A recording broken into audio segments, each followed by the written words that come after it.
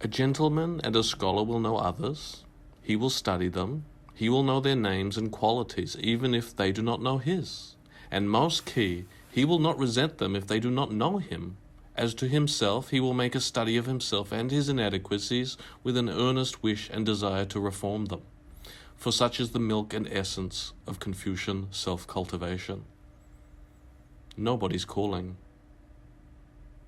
Self-knowledge and knowledge of others. The subject of this story knew himself not to be a retiring introvert. He was not that kind of person. He was by nature outgoing and chatty, nor did he by nature dislike people. But the fact he liked people didn't mean that people returned that sentiment, and they didn't. The rebukes that he received in early life were so many in number, they made him a cautious speaker until eventually he didn't speak much at all. He became melancholic, but he was not one to forego all conceits, and so he recreated himself as a more thoughtful figure, a quiet observer of human society. He employed two strategies. He became more inclined to ask questions than give opinions. That was the first thing he did. And the next thing he did was make self-effacing comments about himself a habit. You see, he was fearful. He did never, on any account, want to give people the impression that he was arrogant or putting on airs. But his artlessness, his social awkwardness was not something that he could escape.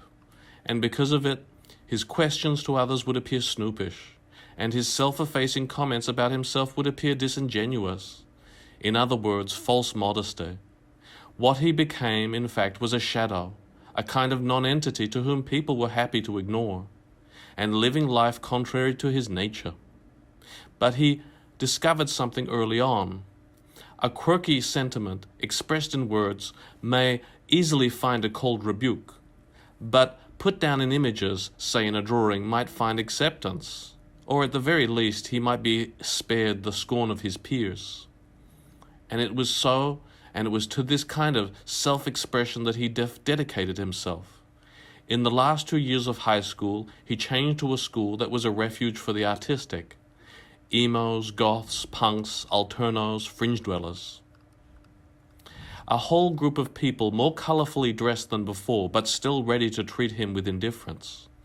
Quietly, he joined an art class and he toiled away.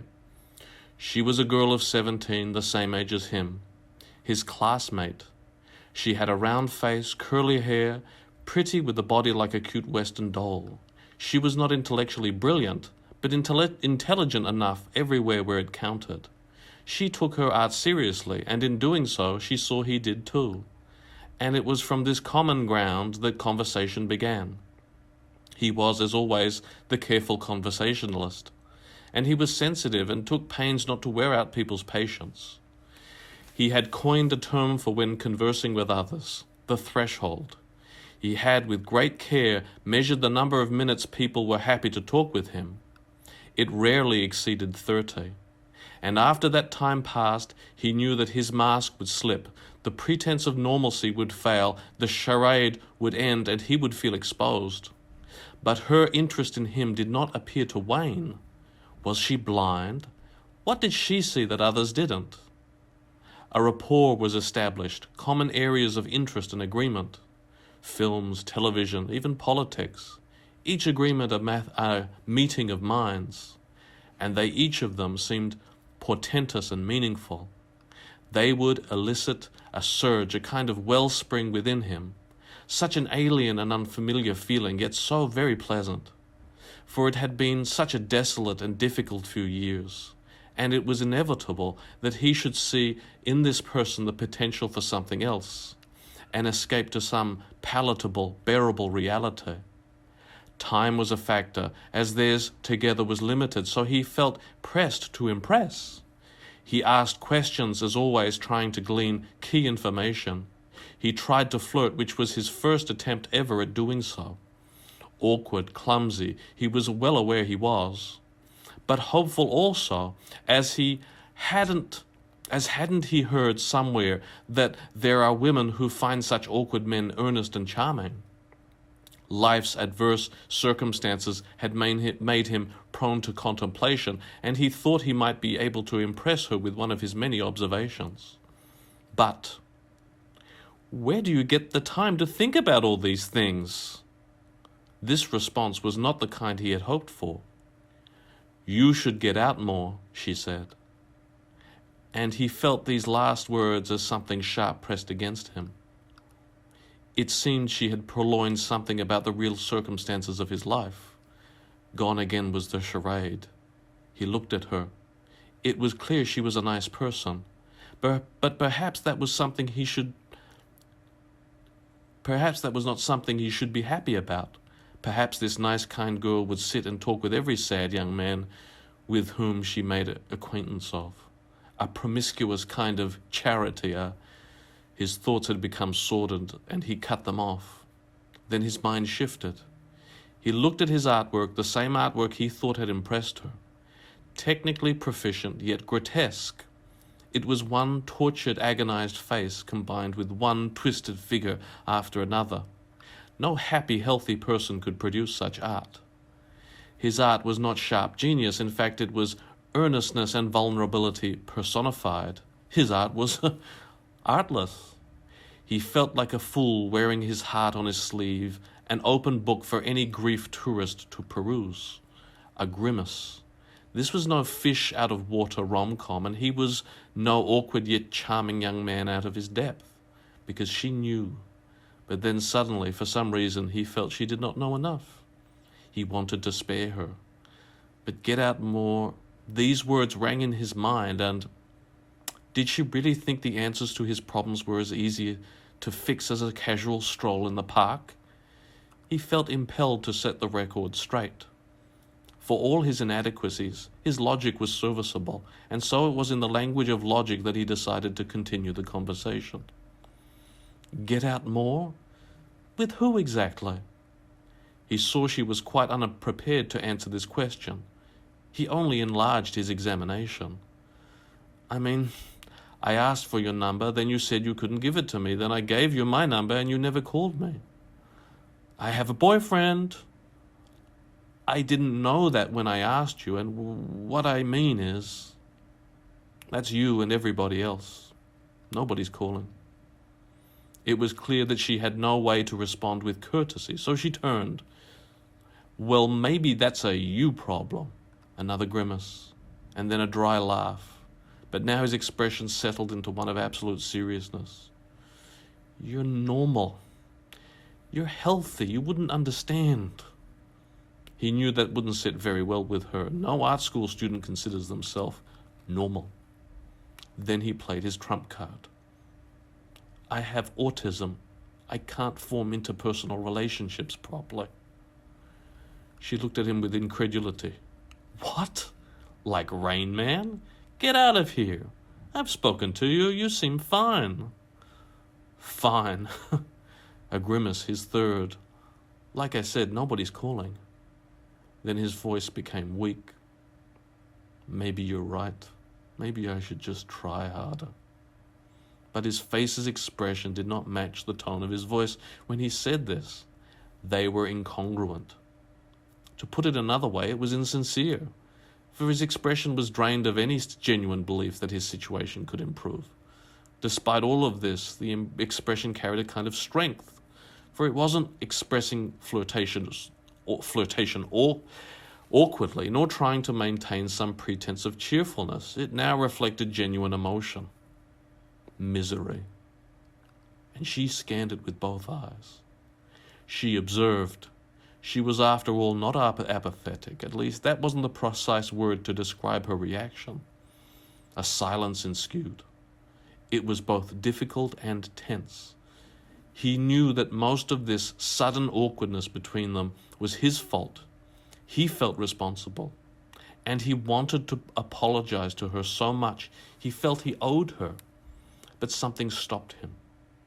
You see, he wanted her to respond first, for that might reveal whether she was genuinely concerned, that she would finally know the gravity of his situation, and that may mean she would care enough to expend the energy necessary to provide a solution for his problems.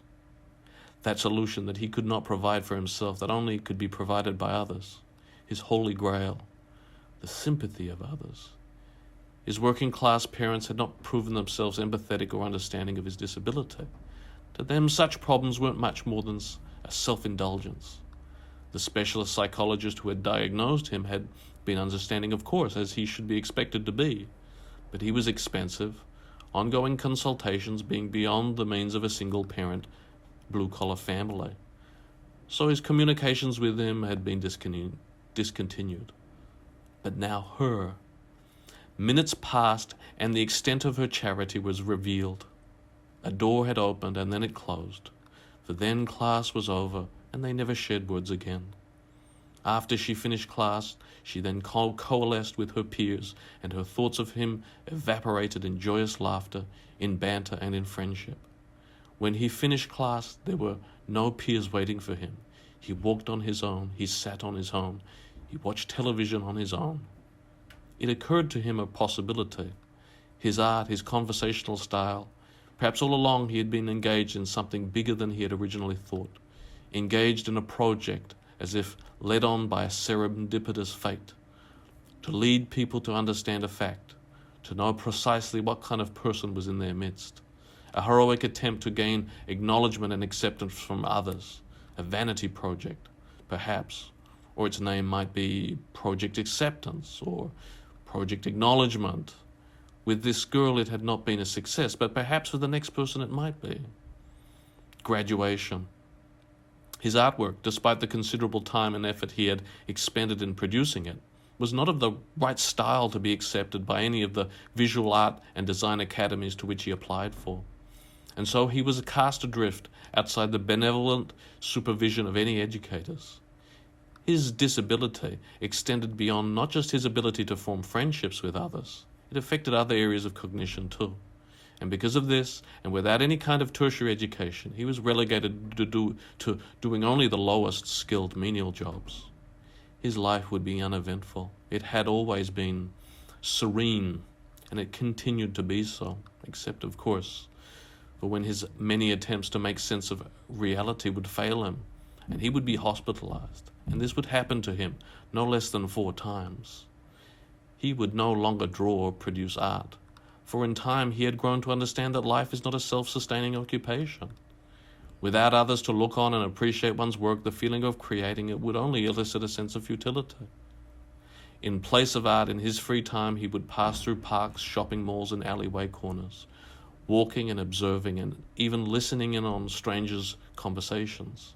And as always, alone when doing so, he gazed at the world as if it was some sort of mausoleum, so grave and solemn. At times he would make attempts to think positively. He would dabble in self-help terms on occasion. For each of them he noticed lay a common theme, and that common theme was self-worth. What of his self-worth? It existed, it seemed, to be there, burning inside him, but a small, sad and solitary ember, which on occasion would snuff out, only to be resuscitated again. And that process of it being snuffed out and reigniting would repeat itself so very many times, for life was long. Such was his ongoing struggle to resist self-pity. Skirmish upon skirmish, a war of attrition, for he had not completely given up, and he did not on time even have the opportunity to converse with others, but only casual acquaintances. They would talk, he would listen attentively, always with questions, but as always there were problems. The influence of heavy nihilism had begun to pervade much of the perspective with which he viewed the world, particularly his sense of what constituted comedy, for he mused over misfortune and tragedy with dark humor. He thought such an attitude as that of a seasoned, streetwise veteran of the world, but others simply thought it cruel and unattractive. Sometimes he would get a sense of this, but he didn't care. Why should he, like anyone else, call out things as he saw them? Why should he stoop to dishonesty in an attempt to ingratiate himself with others?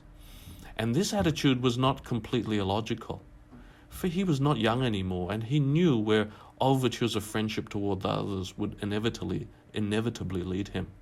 Simply dead end after dead end.